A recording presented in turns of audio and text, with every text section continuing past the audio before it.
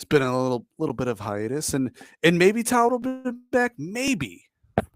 But today's his birthday. Today is Todd's birthday, so you should be messaging Todd, calling him, saying happy birthday. Send him a nude pic, maybe something awesome like that. But let's get to it because this is Wrestle Fandom Radio.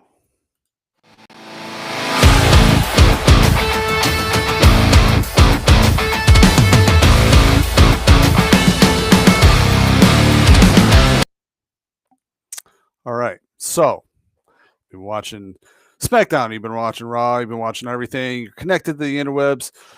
Do you really need me to go over everything? Not exactly. I mean, yeah, there was some cool stuff. Obviously, if you watched Raw, you saw Jay come in, super kick everybody. But the big thing is, so today is the 26th. I think Clash of Paris should be coming up this weekend. The 31st, if I am reading it correctly. Yes. So this, to me, I'm going to be honest, feels like an odd card in general, and it feels like I don't know.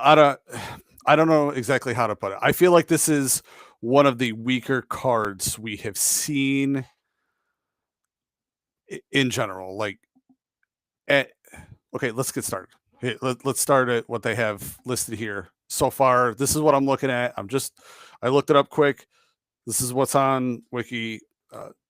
Set for their card. We have Becky versus Nikki Bella for the Intercontinental Championship. I don't know why Nikki Bella's back again. It just seems odd. I thought she, even herself, thought maybe she should have been done after her last run. No, not crapping on everything she's ever done in wrestling. I just, when you go and come back and it's longer and longer in between, you're losing steps. And it's, it is what it is. There's no way Nikki Bella gets the IC title out of this.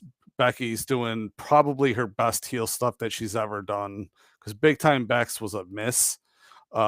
This is much better. I like her heel work here is much better. It's got to be that. Then we have Roman Reigns versus Bronson Reed. Most likely OTC is going up on this one. Obviously, if you saw us last week, I love the Shula Fala drama stuff. This is it's fantastic. I hope it continues even afterwards after all this, but there's no way unless everyone else gets involved and screws Roman out of it that Roman's not going to go up against Bronson Reed. It just is what it is. Then we have Sheamus and Rusev in a good old fashioned Donnybrook match. I have, a lot of old school love for both of these dudes. I just they ruined Rusev's return by not immediately setting him loose on somebody else and just kicking ass and doing all this stuff. Like it was just what should have been a big splash was like a pebble drop in a river. It was it was awful. It was awful. And they definitely screwed that up about who. It was not him. When he left, Rusev Day was huge. They should have brought it back. They should have kept it going. They just haven't.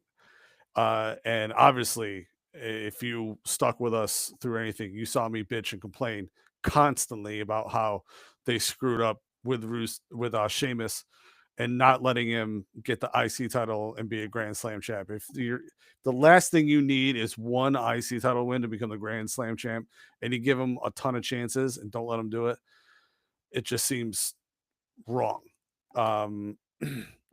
Given the current status of these two, to have these two against each other in a card like this in a PLE card, it just seems odd.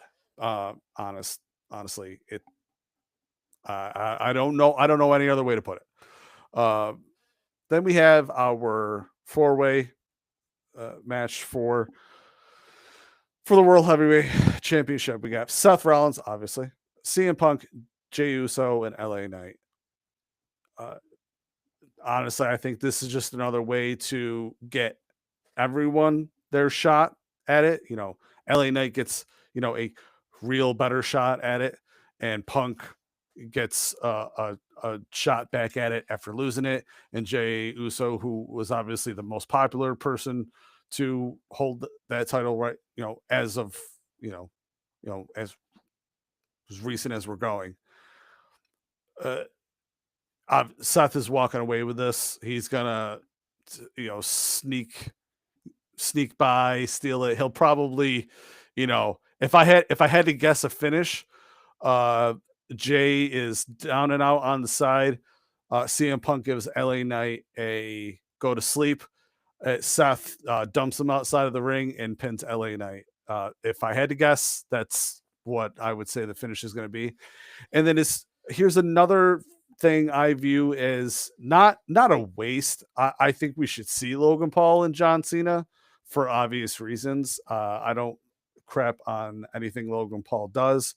I think he has been actually working hard for the wrestling business, even if somebody thinks that, you can think whatever you want about him, or how, it's, certain things are works and certain things aren't. When we look at it like it is, I do think it should just be a SmackDown match. And at the end of the night, obviously it should be the main event. Well, I think when we're this close to the end of Cena's run, that this is one of his matches at a PLE. I feel like it's kind of something missed. So, I would have much rather have seen him show up at the beginning of SmackDown, challenge Logan Paul and wrestle him at the end of the night, and then save the PLE for yeah. I know that I'll come back to what I'm saying. I know that there's been a lot of speculation. Until like WWE announces it on a show or John Cena says it, I'm not trusting what the last match he says, like when his last match is going to be or who it's going to be against, because I've read even a couple different things. So yeah, that I'm not trusting it. So why isn't he wrestling Punk? Why isn't he wrestling, Orton again, or just whoever, whoever needs to be, these big important matches. This is his last run, and again, I want to see this match. I think it's odd to have it at Clash in Paris. And again, when you look at all 5 of those matches, I do like the 5-match card, but I do think that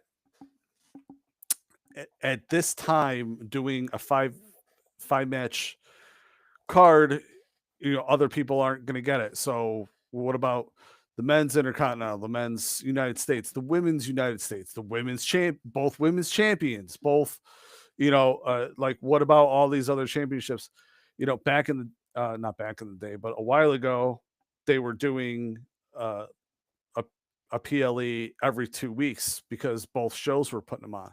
But if you're only going to do a 5-match card, you could almost go back to that and do more.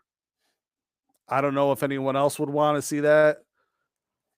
I personally think at least the champions and the belts would pay off, but it is what it is. So hopefully you will see me and Joe and Todd all here, next week. And you never know, maybe Drew, whenever he comes back, we'll see.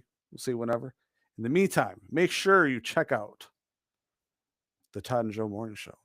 Be on the lookout for Wrestle Fandom After Dark, the other show off of Wrestle Fandom that Confident I do, where we interview any wrestler we can get our hands on or anything that's in there. Trust me, we have tons and tons of people we have to get to.